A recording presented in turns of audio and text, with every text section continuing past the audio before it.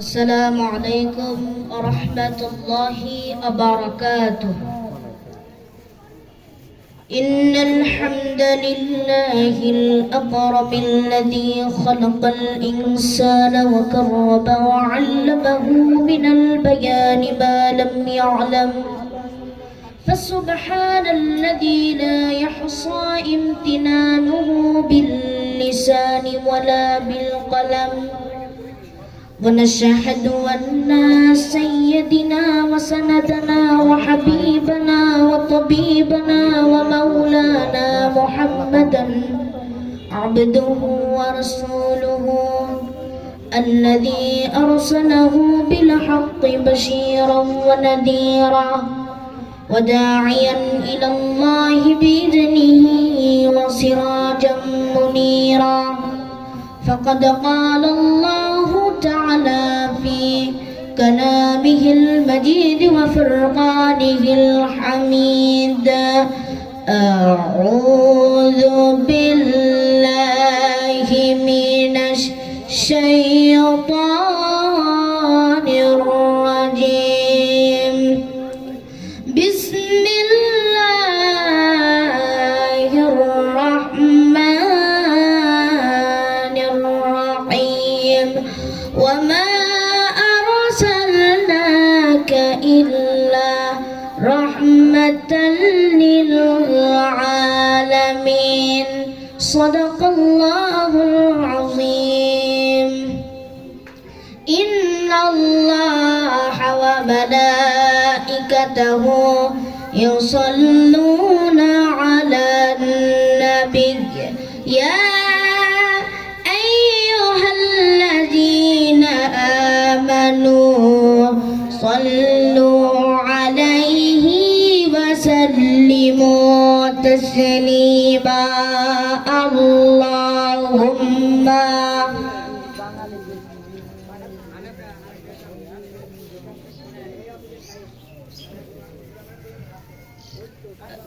আলহামদুলিল্লাহ, আল্লাহ পাকের দরবারে লাখো কোটি শুকরিয়া যে সুবহানাহু ওয়া তাআলা মৃধাপাড়া কোরবানানী হাফিজিয়া এতিমখানা মাদ্রাসার উদ্যোগে আজকের যে কর্তৃক আয়োজিত 11তম বার্ষিক ওয়াজ মাহফিল, আজকের মাহফিলের সম্মানিত প্রধান আলোচক হযরত মাওলানা আব্দুল্লাহ আল আমিন ঢাকা।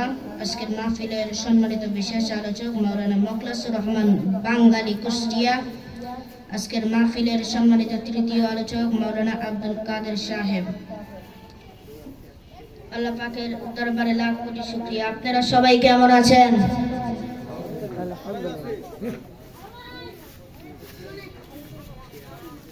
কোরআন মাজিদে আল্লাহ তাআলা বাণী, কোরআনুল কারীম হলো আল্লাহ তাআলার বাণী। এটি মানুষের জীবন বিধান। তাই তো আল্লাহ তাআলা কোরআন সম্পর্কে বলেন, কোরআন মাজিদ মানব জাতির পথ নির্দেশনা। কিন্তু কোরআন মাজিদ আমাদের পথ নির্দেশনা বানাতে হলে তা পড়তে হবে এবং বুঝতে হবে। এক্ষেত্রে কোরআন মাজিদের অর্থ জানানোর বিকল্প নেই। কতক্ষণ না, ঠিক কিনা?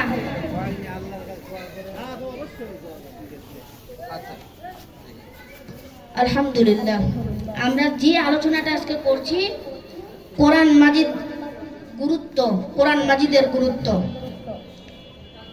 কারণ কোরআন মাজিদ শুধু তেলাওয়াতের উদ্দেশ্যে আসেনি, বরং কোরআন মাজিদ নির্দেশনা অনুযায়ী আমল করার জন্যই মূল উদ্দেশ্য।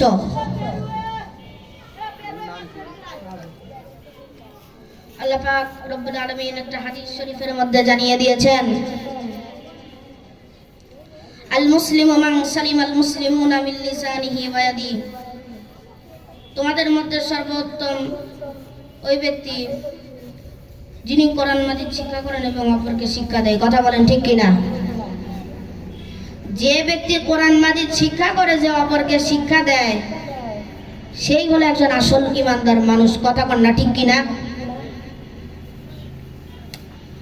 তারা কি কোরআন মাজিদ নিয়ে গভীর চিন্তা করতে পারে না, নাকি তাদের অন্তরে তালাবদ্ধ করা হয়েছে?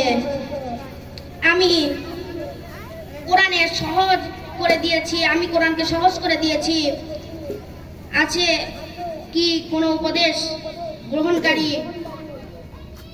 উপদেশ ও শিক্ষা গ্রহণের করতে হলে হযরত আয়েশা সিদ্দিকা রাদিয়াল্লাহু তাআলা আনহু বর্ণিত করেছেন, রাসূল বলেন, কোরআন পাঠে অভিজ্ঞ ব্যক্তি হাসর হবে ওহী লেখক সম্মানিত সাহাবার মধ্যে সাথে। কথা বলনা ঠিক কি না? আল্লাহ পাক রব্বুল আলামিন আমাদের সবাইকে যিনি কবুল ও মঞ্জুর করেন, সবাই বলি আল্লাহুম্মা আমিন। আরো জোরে বলে আমিন।